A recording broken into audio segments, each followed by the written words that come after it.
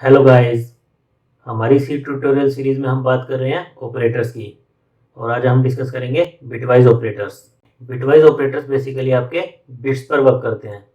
Bits क्या होता है? आपकी smallest unit of information. Basically आपने सुना होगा कि कंप्यूटर को केवल जीरो या वन समझ आता है, बाकी कुछ समझ नहीं आता। तो जो जीरो और ये वन है, ये आपके क्या होते हैं? बिट। तो बिट की वैल्यू क्या हो सकती है? जीरो या वन। और इन्हीं बिट्स पर ऑपरेट करने के लिए जो ऑपरेटर्स यूज होते हैं उन्हें हम कहते हैं बिटवाइज ऑपरेटर्स। आपने सुना होगा कि 8 बिट्स मिलकर एक बाइट बनती है।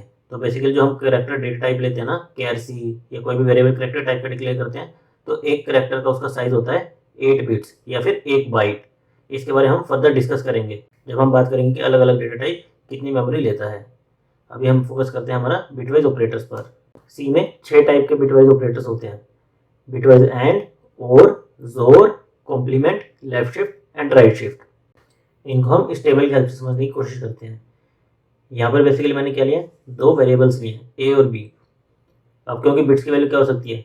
जीरो या फिर वन, तो हमारे कितने केस बनेंगे? 4 केस बनेंगे।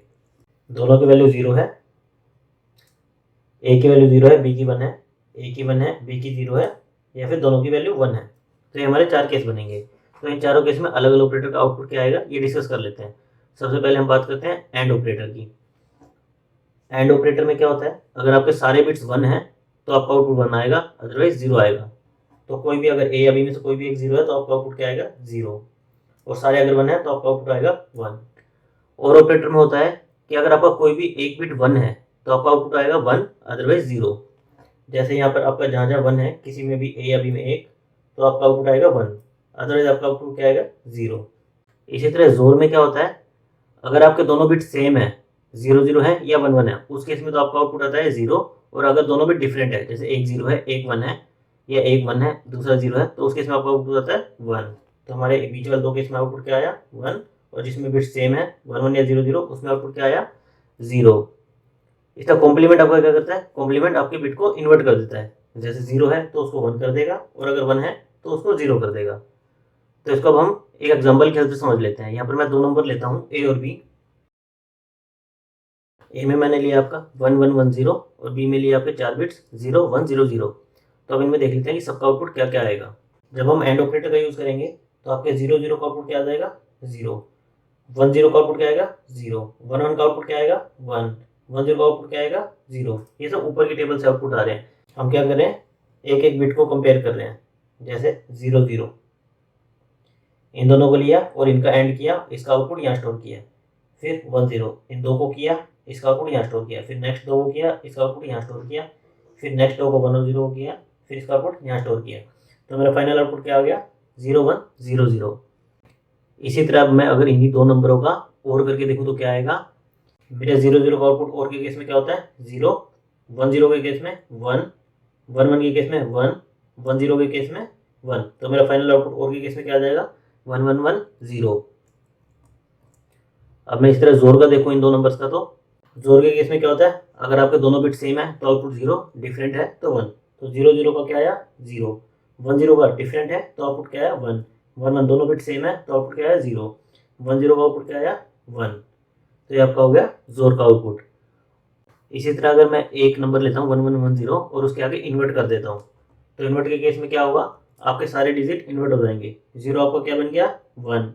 वन आपका बन गया जीरो, वन बन गया जीरो, वन बन गया जीरो। तो आपका 1110 जो था वो क्या बन गया? 0001। बेसिकली सारे आपके जितने भी बिट्स हैं वो इन्वर्ट हो गए हैं। इसके बाद आते हैं हमारे left shift and right shift operators. Left shift operator आपके क्या करते हैं? आपके जो भी बिट्स होते हैं उनको जितने नंबर से आप कहेंगे उतने नंबर से लेफ्ट शिफ्ट कर देते हैं, और जो गैप बचता है उसको जीरो से फिल कर देते हैं। फॉर एग्जाम्पल, मैं अगर इस एग्जाम्पल की कंसिडर करूँ, 11110001, एक मैंने ये नंबर लिया बाइनरी में और इसको मैंने 4 से शिफ्ट कर दिया, तो क्या होगा? ये आपके 4 लेफ्ट शिफ्ट कर देगा। बेसिकली ये आपके जो 4 डिजिट हैं यहाँ के, इनको लेफ्ट शिफ्ट कर देगा। तो आपके डिजिट क्या बच जाएंगे? 0001।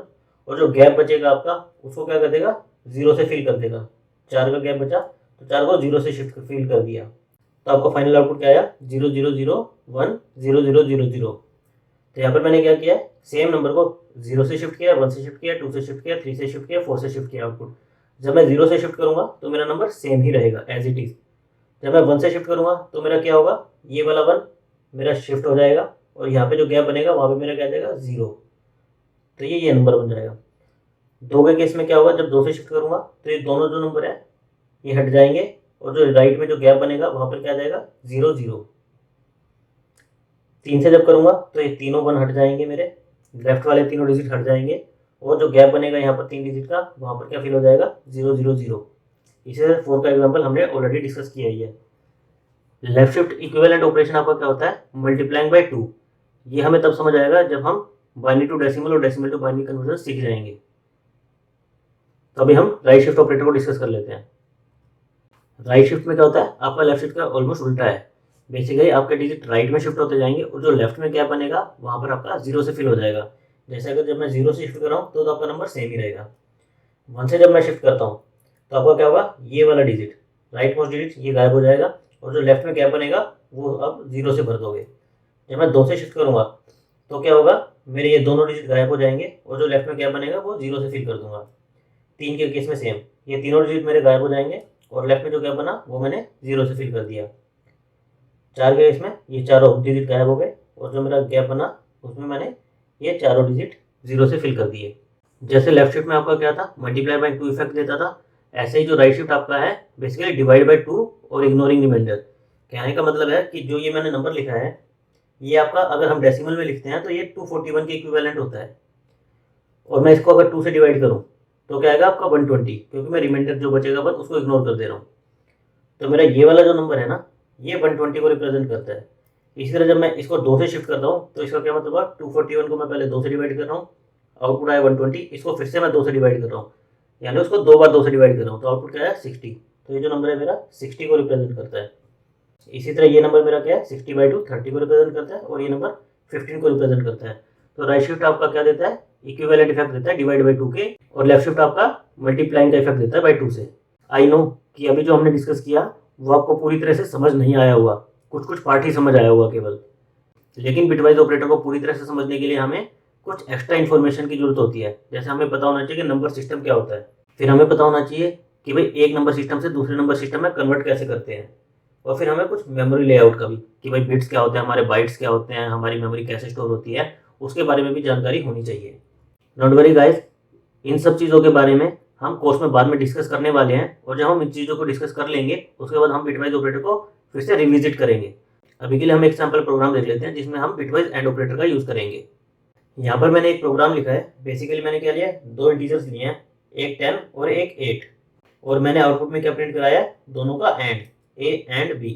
10 हमारा डेसिमल नंबर है जिसको अगर हमें बाइनरी में रिप्रेजेंट करना हो तो हम उसको 1010 से रिप्रेजेंट कर सकते हैं, और 8 को रिप्रेजेंट करना तो हम 1000 से रिप्रेजेंट कर सकते हैं। और अब हम इन दोनों का एंड करेंगे तो क्या आएगा, 00 का 0, 10 का 0, 00 का 0, 11 का 1, और इसको अगर डेसिमल में करें तो ये 8 को रिप्रेजेंट करता है। तो इसको अभी हम रन करके देख लेते हैं। तो हमारा रन करने पे आउटपुट क्या आया 8, जो कि हमने अभी डिस्कस किया था। तो अभी बिटवाइज ऑपरेटर में हम इतना ही डिस्कस करेंगे। जब हम नंबर सिस्टम, कन्वर्जन और बाकी चीज़ें डिस्कस कर लेंगे तब हम बिटवाइज ऑपरेटर को डीप में डिस्कस करेंगे और हर एक ऑपरेटर का ये भी देखेंगे कि यूज़ कहाँ आता है प्रैक्टिकल लाइफ में। Keep watching guys, thank you.